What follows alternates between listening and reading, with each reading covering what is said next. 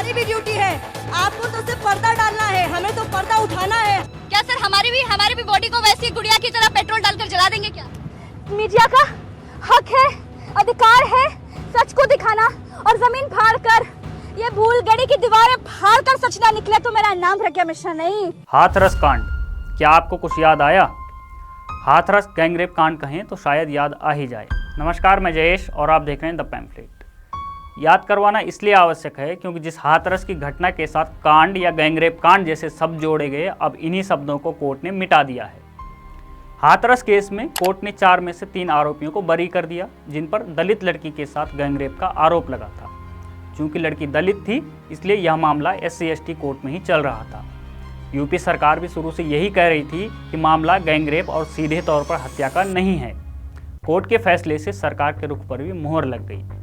हालांकि यूपी सरकार को इस मामले में CBI को जांच देनी पड़ी थी। साथ ही कोर्ट के इस फैसले का मुख्य पहलू यह रहा कि कोर्ट ने बिना पुख्ता सबूत के सामूहिक दुष्कर्म की धारा बढ़ाने पर CBI की गलती मानी।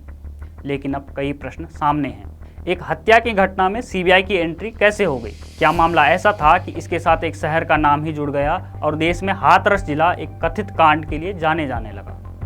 इसका कारण रहा मीडिया और उसकी रिपोर्टिंग का तरीका। हाथरस की घटना सिर्फ पहले राज्य तक ही सीमित थी, लेकिन जैसे ही इसमें पीड़ित के दलित होने की सूचना मिली, मानो मीडिया के लिए एक सुनहरा अवसर हाथ लग गया। यह सिर्फ TRP का ही मौका नहीं था, बल्कि हर कथित पत्रकार अपने पत्रकारिता जीवन में इसे टर्निंग पॉइंट के रूप में देखने लगा। क्योंकि राज्य उत्तर प्रदेश था, राजस्थान नहीं, इसलिए चंद मिनटों में ही मीडिया का सारा जमघट हाथरस में था। OB वैन्स की कतारें लग गई, भागे भागे पत्रकार पहुंचने लगे। जो भाग नहीं सकते थे वो लेट कर पहुंचने लगे, लेकिन कैसे भी करके पहुंचे। सबका उद्देश्य एक था, बस पीड़ित परिवार के आंसुओं को कैमरे में उतार लेना। न मामले की विवेचना पूरी हुई और न ही कोई फाइनल फॉरेंसिक रिपोर्ट आई थी, पर मीडिया ट्रायल का प्रभाव ऐसा था कि निर्दोष युवक दरिंदे बन चुके थे। हालांकि मीडिया ने एक बार भी यह नहीं दिखाया कि वह एक किसान के बेटे हैं। अब कोर्ट के फैसले के बाद हाथरस की सड़कें सुनसान हैं और TV स्टूडियो में एंकर ताल ठोकते हुए नजर नहीं आ रहे हैं। क्या आज उस मीडिया की जिम्मेदारी नहीं है कि वह माफ़ी मांगकर अपनी स्क्रीनें काली कर दें? लेकिन जो जिम्मेदारी ले ले वो मीडिया ही कैसा। मीडिया ने इस मौके को और बड़ा बनाया क्योंकि राजनेताओं के लिए यह सबसे बड़ा मौका था। साल 2022 विधानसभा चुनाव आने वाले थे। दुर्भाग्य से पीड़ित चूंकि दलित थी, इसलिए जाति पर लड़ने वाले नेताओं ने जाति के लिए लड़ने की ठानी। राहुल गांधी, प्रियंका गांधी तो करीब 200 कांग्रेस कार्यकर्ताओं को साथ लेकर हाथरस के लिए रवाना हुए थे। कहीं नेताओं के साथ पुलिस की धक्का मुक्की की खबरें चलाई गई तो कहीं नेताओं के कपड़े फटने की। राहुल गांधी का जबरदस्ती सड़क पर गिरते हुए वीडियो तो आपको याद ही होगा। अब सवाल उठता है कि इससे राहुल गांधी को हासिल क्या हुआ? कोर्ट के फैसले ने आज उनकी राजनीतिक नासमझी और असफलताओं की कहानी में एक और अध्याय जोड़ दिया। ऐसे में प्रश्न उठता है कि क्या राहुल गांधी कैम्ब्रिज यूनिवर्सिटी में अपने संबोधन में यह कह सकते हैं कि उन्होंने अपने देश में एक हत्या के मामले को गैंगरेप का मामला साबित कर नई राजनीतिक राह बनाई?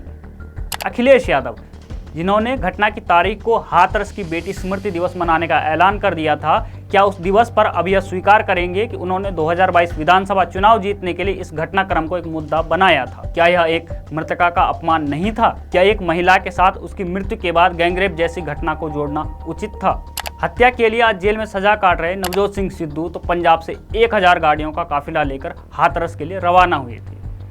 इन सभी नेताओं को समाज से नहीं तो स्वयं से तो माफी मांग ही लेनी चाहिए। राजनीति में किसी मुद्दे को धार्मिक या जातीय रंग देकर हिंसा भड़काना सबसे आसान काम होता है, लेकिन सबसे मुश्किल होता है इस हिंसा को रोकना एवं सौहार्दपूर्ण माहौल बनाए रखना।